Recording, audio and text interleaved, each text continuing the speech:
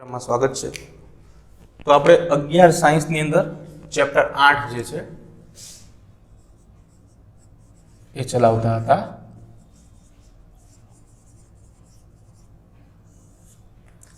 Chapter number 8 કોષ જીવનનો એકમ। એમાં આપણે બધી અંગિકાઓ વિશે વાત જે છે કરતા હતા। છેલ્લા લેક્ચરની અંદર આપણે કોષનું પાવર હાઉસ ઉર્જાગર કણાભ સૂત્ર વિશેની વાત કરી લીધી। આજે આવી જ એક અંગિકા વિશે વાત કરવાની છે જેનું નામ છે રંજક દ્રવ્ય કણ અથવા તો એને રંગ કણ તરીકે પણ આપણે ઓળખશું। તો આ જે અંગિકા છે એ આખી અંગિકા વનસ્પતિની અંદર જોવા મળશે। રંજક કણ। હવે રંજક કણ જે છે એ શું છે? તો વનસ્પતિઓની અંદર ખાસ કરીને રંગ આપવાના કામ સાથે સંકળાયેલા છે। બે અલગ અલગ પ્રકારો છે એના, જેના વિશે આપણે જોવાનું છે। ખાસ વનસ્પતિ કોષની અંદર આ રચના જે છે એ જોવા મળશે, બરાબર છે। તો રંજક કણ જે છે એ વનસ્પતિઓ, કેટલાક પ્રજીવો અને યુગ્લિનોઇડ્સ, આ જે છે ને એક સમૂહ છે યુગ્લિનોઇડ્સ। એનું એક ઉદાહરણ જે છે તમે કદાચ ભણી ગયા હશો। એક ઉદાહરણ હું એનું લખું છું, ઉદાહરણ તરીકે યુગ્લિના। આવા સજીવોની અંદર રંજક કણ જે છે એની હાજરી જોવા મળે છે। બીજું કે રંજક કણ જે છે એનું કદ જે છે એ મોટું છે। કદ મોટું હોવાથી માઇક્રોસ્કોપમાં, કે જેને આપણે સૂક્ષ્મદર્શક યંત્ર કહીએ છીએ, સરળતાથી જોઈ શકીએ છીએ।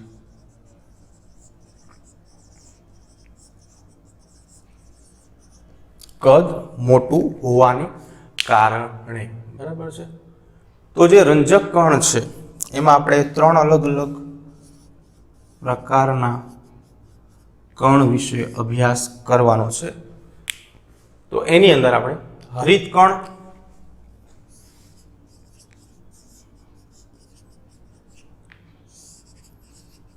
બીજા નંબર ઉપર રંગ કણ અને ત્રીજા નંબર ઉપર રંગવિહીન કણ, આવા 3 કણ વિશે આપણે જોઈશું। હરિત કણ, શબ્દ હરિત એટલે કે લીલો રંગ ધરાવે।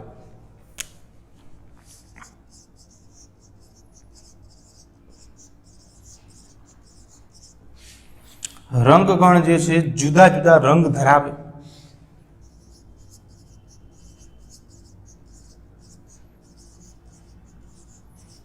અને રંગવિહીન કણ, આ રંગવિહીન કણ જે છે ને એ કોઈ પણ રંગ ધરાવતા નથી। તો પ્રશ્ન એવો થાય કે ભાઈ કોઈ રંગ નથી ધરાવતા તો આમાં કેમ મૂક્યા રંજક કણમાં? પણ એનું એક બીજું કામ છે કે જે ખોરાકનો જથ્થો જે છે એના સંગ્રહનું કામ કરે છે।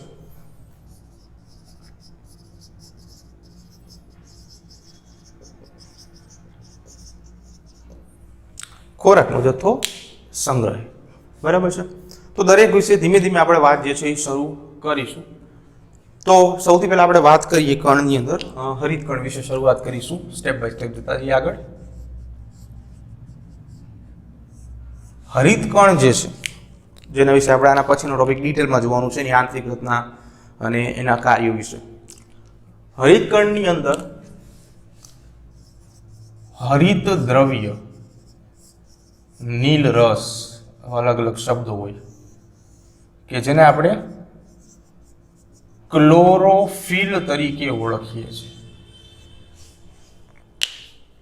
ક્લોરોફિલની જો વાત કરીએ ને તો એના 5 પેટા પ્રકારો છે।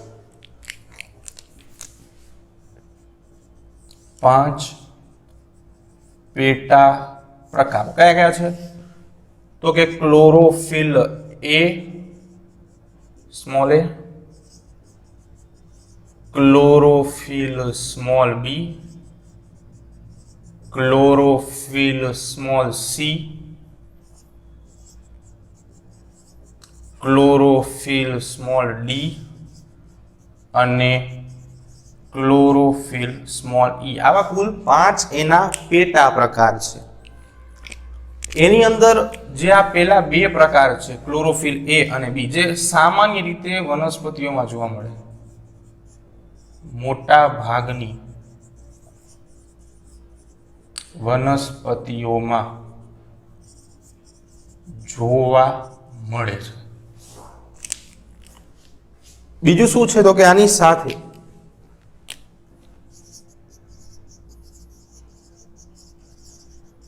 કેરોટીનોઇડ્સ બે ઘટકો ધરાવે, બરાબર છે. એમાં પહેલું આપણે વાત કરી ક્લોરોફિલ વિશે અને બીજી વાત આપણે કરશું કેરોટીનોઇડ્સ. કેરોટીનોઇડ્સ જે છે એની અંદર બે ઘટકોનો સમાવેશ થાય છે.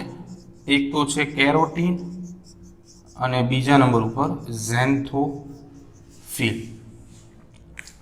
કેરોટીન જે છે એ ગાજર જેવો કેસરી રંગ ધરાવશે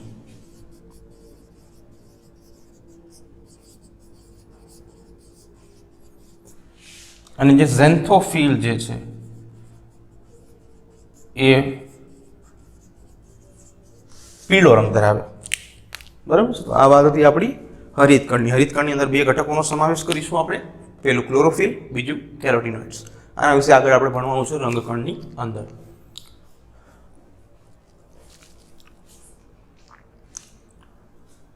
તો હવે બીજી વાત એમ કે હરિતકણની અંદર જે આ ક્લોરોફિલ છે મિત્રો, તો એનો ઉપયોગ શું છે તો એની આપણે વાત કરીએ કે જે હરિતકણની અંદર ક્લોરોફિલ છે, સળંગ જ છે પોઈન્ટ, બરાબર છે. આપણે હરિતકણની જ વાત કરીએ છીએ તો સૌથી પહેલા જે આ ક્લોરોફિલ છે એની વાત કરીએ. આ બધા ભેગા સ્વરૂપે હોય, જે તમે આગળ ચેપ્ટર નંબર 13માં ડિટેલમાં જોશો.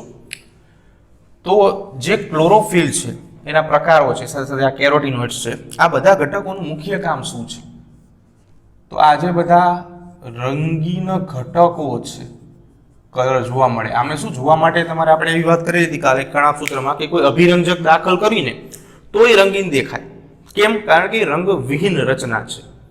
આ બધા રંગીન ઘટકો છે એટલે રંગ ધરાવે છે, એટલે આમને તમે ડાયરેક્ટ માઇક્રોસ્કોપમાં રંગીન સ્વરૂપે જ જોઈ શકો. આમાં તમારે કોઈ વધારાનું અભિરંજક દાખલ કરવું પડે નહીં. તો જે રંગીન ઘટકો છે એ મોટા ભાગે લીલી વનસ્પતિઓમાં જોવા મળે અને લીલી વનસ્પતિ જે છે પોતાનો ખોરાક બનાવવા માટે પ્રકાશ સંશ્લેષણની ક્રિયા કરે.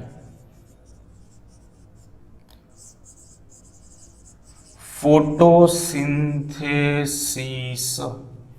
પ્રકાશ સંશ્લેષણ શબ્દ જે છે આખે આ કોઈ બે શબ્દોનો બનેલો છે, પ્રકાશ પ્લસ સંશ્લેષણ. એટલે પ્રકાશની હાજરીમાં ખોરાકનું નિર્માણ એને પ્રકાશ સંશ્લેષણ કહેવાય. તો શબ્દ છે પ્રકાશની હાજરી. જે પ્રકાશ ક્યાંથી આવે છે તો જે આ પ્રકાશની હાજરી આપણે કહીએ છીએ, આ પ્રકાશ જે છે એ મિત્રો મળશે આપણને સૂર્યમાંથી, સૂર્યપ્રકાશ સ્વરૂપે, સનલાઇટ. સૂર્યપ્રકાશ જે છે એમાંથી આપણે ઉર્જા મેળવી છે, પ્રકાશ સંશ્લેષણની ક્રિયા વનસ્પતિ કરે છે. તો એના માટે શું મેઇન પોઈન્ટ છે તો કે જે સૂર્યપ્રકાશ છે એને ગ્રહણ કરવો જરૂરી છે, સ્વીકારવો જરૂરી છે, જે માત્ર લીલી વનસ્પતિ કરી શકે છે, આપણે નથી કરી શકતા. જો આપણે કરી શકતા હોય તો આપણે ખોરાકની માટે બીજા ઉપર આધાર રાખવાની જરૂર ન પડે, આપણે સૂર્યના તડકામાં ભરે એટલે આપણે ભરપેટ જમી લઈએ, બરાબર. પણ એમાં પછી પંજાબી, ચાઇનીઝ, સાઉથ ઇન્ડિયન ના આવે. એટલે અહીંયા શું છે કે સૂર્યપ્રકાશ જે છે, ટોપિકમાં આગળ વધી, એને અટ્રેક્ટ કરવો, સ્વીકારવો જરૂરી છે. તો સ્વીકારવા માટે આ બધા રંજક દ્રવ્ય જરૂરી છે. એટલે આનું મુખ્ય કામ શું છે તો કે આ બધા રંગીન ઘટકોની અંદર આવેલા આ જે પેટા ઘટકો છે એ બધે બધા સૂર્ય ઉર્જા મેળવે છે અને ખોરાક બનાવે છે. રેડી? ઓકે. તો હવે આપણે વાત કરીએ આવા નવા એક બીજા રંજક ઘટકની. તો બીજું જે ઘટક જે છે જેને આપણે નામ આપશું રંગકણ. રંગકણની અંદર તમને શું જોવા મળશે? જો તો રંગકણની અંદર તમને ક્લોરોફિલ, જે આપણે આગળ પણ જોઈ ગયા, જે લીલો રંગ આપે. જનરલી વાત છે લીલો રંગ આપે, પણ આ જે પ્રકારો મેં લખેલા છે ABCD E, આ ABCD અને E જે પ્રકાર છે એ દરેક ક્લોરોફિલ અલગ અલગ રંગ માટે જવાબદાર છે, જે ડિટેલમાં આપણે પ્રકાશ સંશ્લેષણમાં ભણશું. બરાબર. આના સિવાય ક્લોરોફિલની આપણે આગળ વાત કરી હતી, રંગકણની અંદર આપણે વાત સીધી કરશું. સૌથી પહેલા તો કેરોટીન અને ઝેન્થોફિલ. કેરોટીન ગાજર જેવો કેસરી રંગ આપે, આગળ પણ આપણે લખેલું, અને આ પીળો રંગ આપશે. કેરોટીન જે છે એ ગાજરમાંથી લેવામાં આવેલું હતું, એટલે શબ્દ કેરેટ.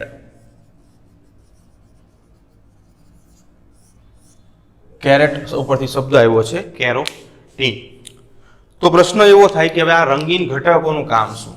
તો આ રંગકણનું કાર્ય જે છે એ પુષ્પ એટલે કે ફૂલ અને બીજ અને ફળ, આને રંગ આપવાનું કામ કરે છે.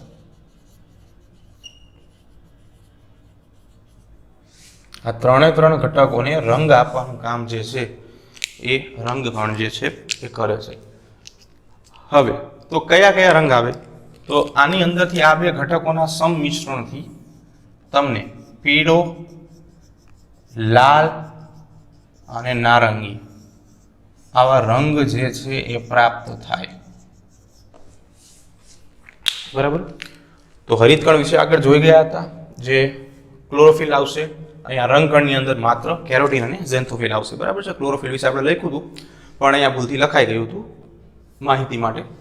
એટલે જે મુજબ આપણે વાત કરેલી છે, કેરોટીન અને ઝેન્થોફિલ આ બેનો સમાવેશ રંગકણની અંદર થશે. કાર્ય જે છે એ પુષ્પો, બીજ અને ફળને કલર આપવાનું કામ છે. કેરોટીન અને ઝેન્થોફિલ બેના રંગ જે છે આ લખેલા છે, બેને સંયુક્ત રીતે કેરોટીનોઇડ્સ આપણે કહીએ છીએ, પણ આપણે વાત કરી દીધી છે.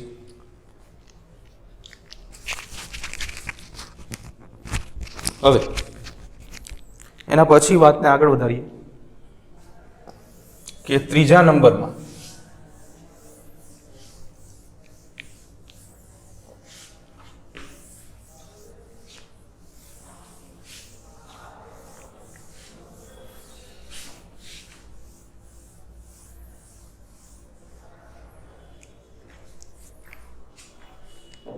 આપણે જે વાત કરવાની છે એ રંગવિહીન કણ. રંગવિહીન કણ અથવા તો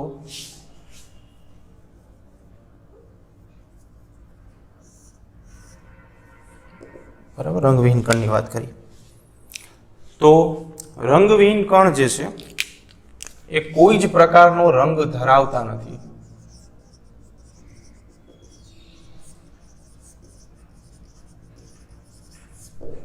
એટલે રંગવિહીન છે. રંગવિહીન કણ જે છે એ કોઈ રંગ નથી ધરાવતા. તો કાર્ય આપણે આગળ પણ ચર્ચા કરી દીધી છે. જોઈ લઈએ કાર્ય શું છે, શા માટે એનો ઉપયોગ કરીએ છીએ આપણે, અથવા તો વનસ્પતિમાં કેમ એની હાજરી છે. તો એનું મુખ્ય કાર્ય જો આપણે વાત કરીએ તો ખોરાકનો સંગ્રહ કરે. હવે ખોરાકનો સંગ્રહ જે છે એ કયા કયા ફોર્મમાં, સ્વરૂપમાં કરશે? તો મુખ્યત્વે ત્રણ સ્વરૂપે સંગ્રહ કરે છે. કયા કયા ત્રણ સ્વરૂપો છે? તો સૌથી પહેલો તો શર્કરા સ્વરૂપે અથવા તો કાર્બોદિત સ્વરૂપે. બીજા નંબર ઉપર પ્રોટીન સ્વરૂપે, અને ત્રીજા નંબર ઉપર ચરબી, ફેટ, લિપિડ અથવા તો મેદ સ્વરૂપે. બધા શબ્દો એક જ છે. તો આજે જે ઘટકો સ્વરૂપે સંગ્રહ થાય છે એના આધારે કણના ત્રણ પ્રકાર પાડેલા છે.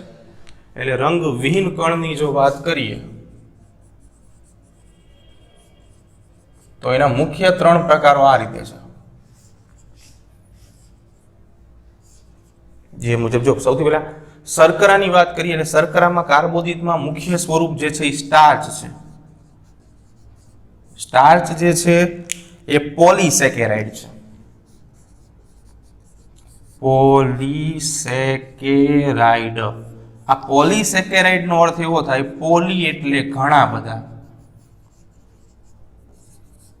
અને સેકેરાઇડ એટલે શર્કરાના ઘટકો,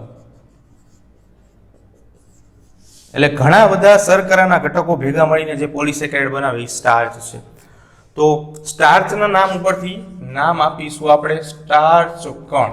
આ પેલું નામ છે. આનું બીજું નામ જે છે એ મંડ કણ પણ છે. મંડ કણ, બરાબર.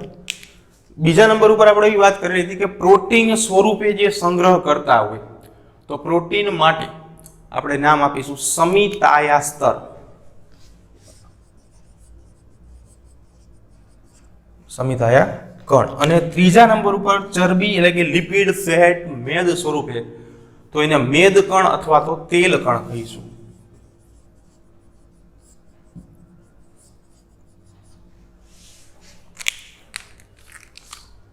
સ્ટાર્ચ કણની વાત કરીએ તો શું કરે છે? આ સ્ટાર્ચ સ્વરૂપે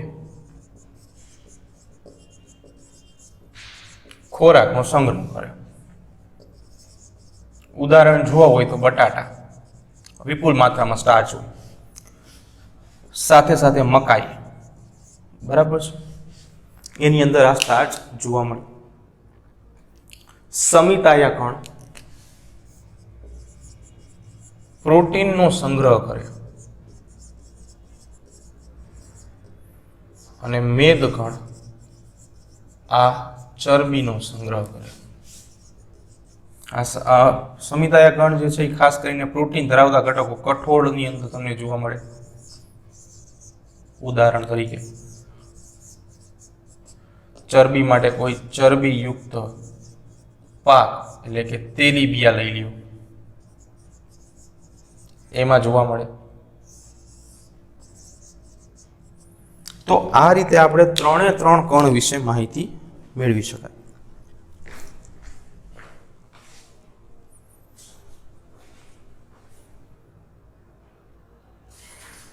ઓકે, તો હવે જે આપણે વાત કરવાની છે એ નવો ટોપિક છે. 3 માર્કની અંદર આખો પ્રશ્ન પૂછાય આકૃતિ સાથે. ટોપિકનું નામ છે હરિતકણ. બરાબર છે, મોટા ભાગે લીલી વનસ્પતિઓમાં જોવા મળતા હોય.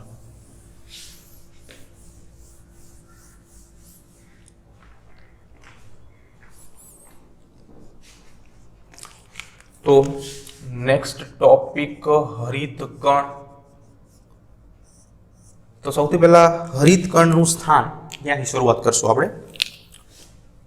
તો સ્થાન જે છે ક્યાં ક્યાં જોવા મળશે, પછી આપણે વાત કરીશું એના આકારોની, પછી લંબાઈ, પહોળાઈ એટલે કે એના કદની વાત કરીશું, અને કોષોમાં એની સંખ્યા. આટલી વાત આપણે સામાન્ય માહિતીમાં લઈએ.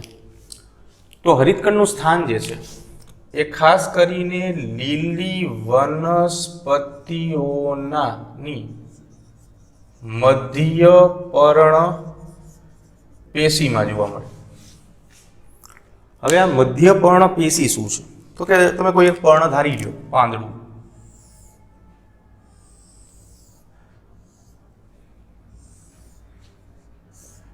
બરાબર છે, આ પર્ણ છે ફોર એક્ઝામ્પલ.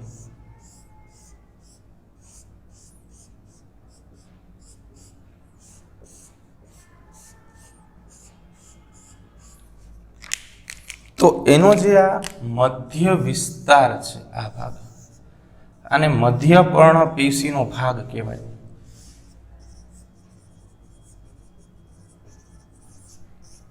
બરાબર. આની અંદર વધુ માત્રામાં હરિતકણ જે છે તમને જોવા મળશે. બીજું કે આકાર કેવા છે, તો કે લેન્સ જેવો આકાર, અંડાકાર, બિંબાકાર, ગોળાકાર અને ઘણી વખત પટ્ટી જેવો આકાર તમને જોવા મળે છે. લંબાઈની વાત કરીએ તો 5 માઇક્રોમીટરથી 10 માઇક્રોમીટર જેટલી લંબાઈ જોવા મળશે. પહોળાઈ જે છે એ 2 માઇક્રોમીટરથી 4 માઇક્રોમીટર જેટલી પહોળાઈ જે છે એ જોવા મળશે. સંખ્યા જે છે એ જુદી જુદી હોય છે. જુદી જુદી સંખ્યાઓ જોવા મળે છે. ફોર એક્ઝામ્પલ કે 2 ઉદાહરણ બુકમાં આપ્યા છે. એમાં પહેલા એવું છે કે ક્લેમિડોમોનાસ એક કોષી લીલ છે. આ ક્લેમિડોમોનાસ જે છે એની અંદર એક જ તે હરિતકણ જોવા મળે. એક કોષમાં માત્ર એક જ હરિતકણ હાજર. સાથે મધ્ય પર્ણપેશીના કોષોમાં આપણે જે સામે વાત કરી તે મધ્ય પર્ણપેશીના કોષોમાં 20 થી 40 હરિતકણ એક જ કોષમાં જોવા મળશે.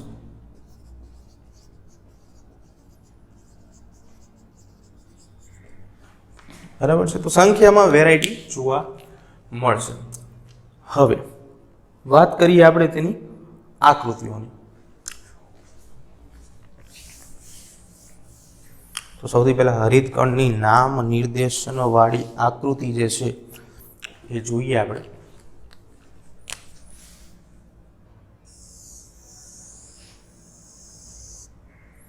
જનરલી જે રીતે આપણે અહીંયા આકારોની વાત કરેલી હતી એ મુજબના આકારમાંથી આપણે હરિતકણ જે છે એ સ્ટાર્ટ કરીએ દોરવાનું.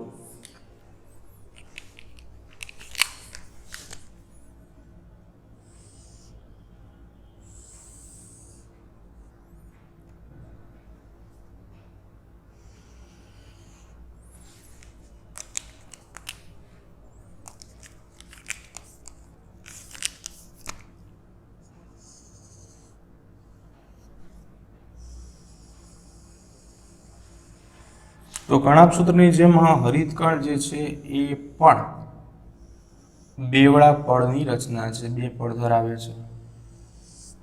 કણાભસૂત્ર જેવું થોડું ઘણું કામ છે અહીંયા પણ. એટલે સાથે સાથે પોઈન્ટ્સ જે છે યાદ રાખશો આપણે કણાભસૂત્રના પણ.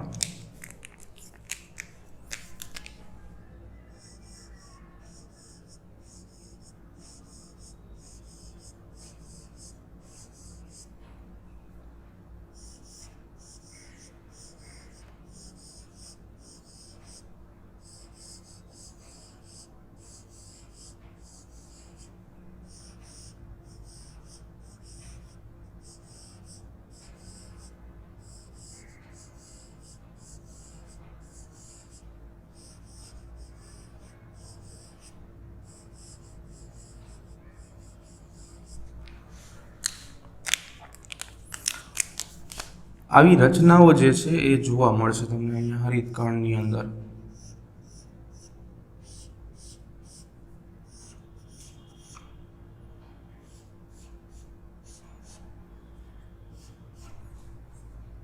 બરાબર છે. હવે મેઇન વાત કરીએ આપણે એની રચનાના આધારે એનું થોડું લખાણ જે છે એ આપણે જોવાનું છે. તો પહેલા અમુક શબ્દો જે છે એ જોઈ લઈએ.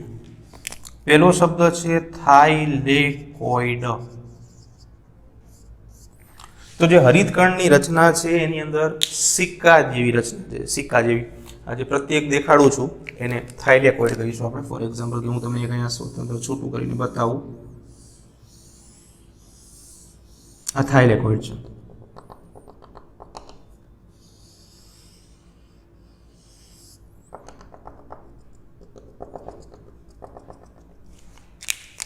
તો થાઇલેકોઇડ જે છે સિક્કા જેવી રચના છે એની અંદર અહીંયા હરિત દ્રવ્ય ક્લોરોફિલની હાજરી જોવા મળે. બરાબર છે. હવે શું થાય તો કે આ થાઇલેકોઇડ જે છે એ બધી ભેગી થઈ જાય ને આવી થપ્પી જેવી રચના બનાવે. એ થપ્પી જેવી રચના જે છે એને ગ્રેનમ કહેવાય. જો એક થપ્પી હોય ને તો એને ગ્રેનમ કહેવાય. ઘણી બધી થપ્પીઓ હોય તો બધાને ગ્રેના કહેવાય. બરાબર, ગ્રેનમ અને ગ્રેના. તો હવે એની રચના વિશેની વાત થોડી ઘણી કરી લઈએ.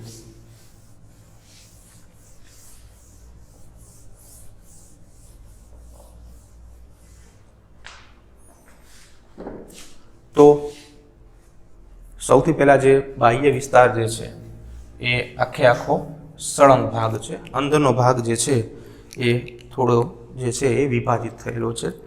તો પહેલાં આપણે વાત કરીએ સૌથી પહેલાં તો કે જે આ બ્લેક કલરથી દોરેલું છે એને બાહ્યાવરણ અથવા તો બાહ્ય કલા તરીકે ઓળખવામાં આવે હરિતકણની. અંદરનું જે આ રેડ કલરનું છે એને અંતઃ આવરણ અથવા અંતઃ કલા તરીકે ઓળખવામાં આવશે. એટલે ઇન શોર્ટમાં બે આવરણ ધરાવતી રચના બની ગઈ. બરાબર. બહારનું આવરણ એકદમ સળંગ છે, અંદરનું આવરણ જે છે એ વિભાજિત છે. તો એના વિશે થોડી ઘણી વાત આપણે કરી લઈએ. તો હરિતકણનું અંદરનો વિસ્તાર જે છે એ મુખ્યત્વે બે ભાગમાં વિભાજિત થયેલો છે. એમાં પહેલી રચના જે છે ને ગ્રેના અને બીજી રચનાને સ્ટ્રોમા તરીકે આપણે ઓળખશું. સ્ટ્રોમાને આધારક પણ કહેવામાં આવે છે. તો વાત કરીએ સૌથી પહેલા ગ્રેના શું છે. જો તો ગળીયુક્ત પટલમય તંત્ર ભેગા મળીને ગ્રેના બનાવે, ગળીઓયુક્ત. બરાબર. બીજા નંબર ઉપર કે ગ્રેના જે છે એ આંતરગ્રેનમ પટલ વડે જોડાયેલ હોય છે.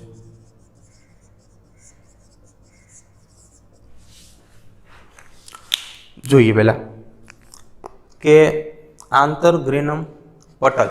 એના પહેલા એક આપણે પોઈન્ટ આ જોઈએ કે દરેક ગ્રેનમની રચનામાં શું છે. તો કે દરેક ગ્રેનમની રચનામાં સિક્કાની થપ્પીઓ મારફતે જે તે સિક્કા કેમ ભેગા કરીને થપ્પી બનાવી હોય, ગોઠવાયેલી ચપટી કોથળી હોય છે. ગોઠવાયેલ ચપટી કોથળીઓ હોય છે. બરાબર. અને દરેક જે ભાગ છે એને થાઇલેકોઇડ તરીકે ઓળખવામાં આવે છે. તે થાઇલેકોઇડ તરીકે ઓળખવામાં આવે છે. તો હવે વાત આપણે થોડી અંદર નામદેશન સાથે કરતા જશું કે આ જે ભાગ છે અહીંયા આપણે દર્શાવીએ એને આપણે નામ આપશું ગ્રેનમ. હવે બે ગ્રેનમ છે ને એની વચ્ચે જો આવી રીતે મેં વચ્ચે જગ્યા બતાવી છે કે બે જોડાઈ જાય છે, તો એને આપણે કહીશું આંતર ગ્રેનમ પટલ. એટલે જે રીતે આપણે વાત કરી ગ્રેનમ શું છે તો કે સિક્કાની જે થપ્પીઓ જે રીતે ગોઠવાતી હોય. હવે આવી બે ગ્રેનમ હોય તો એ એકબીજા સાથે શેનાથી જોડાશે? આંતર ગ્રેનમ પટલ દ્વારા. બરાબર છે. એટલે આંતર ગ્રેનમ પટલ દ્વારા આ બે જે છે રચનાઓ એ જોડાઈ જશે. થાઇલેકોઇડ એટલે આવી રીતે થપ્પી જે છે એની જેવી રચના એમ.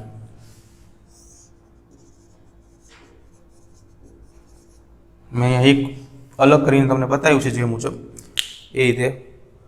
હવે બીજું એવી જ રીતે આપણે વાત કરીશું સ્ટ્રોમાની. તો સ્ટ્રોમા શું છે તો કે આપણે એવું લીધું કે આધાર. તો જે સ્ટ્રોમા જે છે એ ગ્રેના સિવાયનો ભાગ છે. ગ્રેના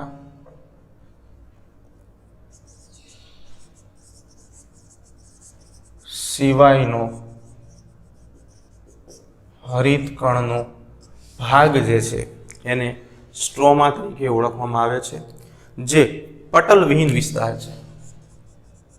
પટલ વિહીન વિસ્તાર જે પ્રોટીન વલયાકાર ડી, આ શબ્દ આપણે કાલે વાત કરેલી હતી લાસ્ટ લેક્ચરની અંદર કે વલયાકાર ડીએનએ જે છે એ શું છે. સર્ક્યુલર ડીએનએ મેં તમને દોરીને સમજાવેલું હતું. અને સાથે સાથે રિબોઝોમ્સ જે 70S પ્રકારની ધરાવે. એટલે આટલી રચના જે છે એ તમને જોવા મળશે. બીજું કે અહીંયા શું થાય છે તો અમુક પ્રક્રિયા જે છે કે અંધકાર પ્રક્રિયા કે જેને આપણે જૈવ સંશ્લેષણ તબક્કા તરીકે ઓળખીએ છીએ અહીં થાય છે. આ શબ્દ જે છે આપણે ભણવાનો છે ડિટેલમાં ચેપ્ટર નંબર 13માં ધોરણ 11માં જ તે, એટલે એ વખતે આપણે વધારે એના વિશે વાત કરીશું. અત્યારે એવું લાગે તો માત્ર શબ્દ જે છે એ યાદ રાખવાના છે. તો અંધકાર પ્રક્રિયા જે છે એ સ્ટ્રોમામાં થાય છે. અહીંયા ગ્રેનમમાં પણ કેટલીક પ્રક્રિયાઓ થાય છે. તો કઈ કઈ પ્રક્રિયાઓ થાય છે એની વાત કરીએ તો અહીં ઓક્સિડેટિવ ફોસ્ફોરાયલેશન, ઓક્સિડેટિવ કણાભ સૂત્રમાં પણ આપણે શબ્દ ભણેલા હતા. ફોસ્ફોરાયલેશનની ક્રિયા માટેના ઘટકો આવેલા હોય છે.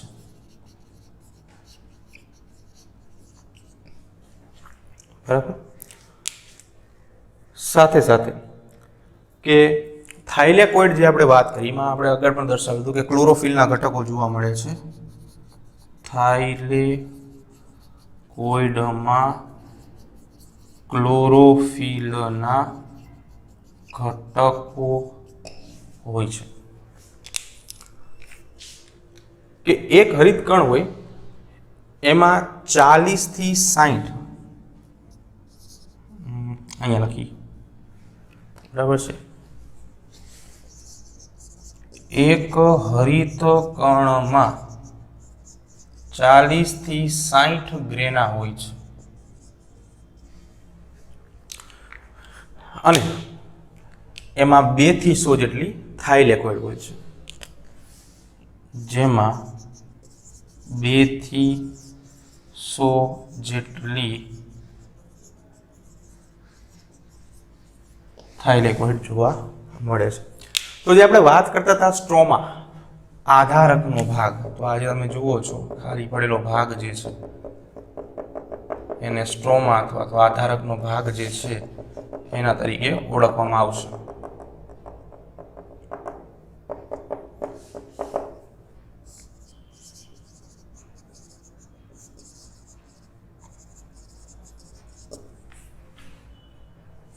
સ્ટ્રોમા અથવા તો આધારક તરીકે ઓળખશું આપણે એને. બરાબર છે.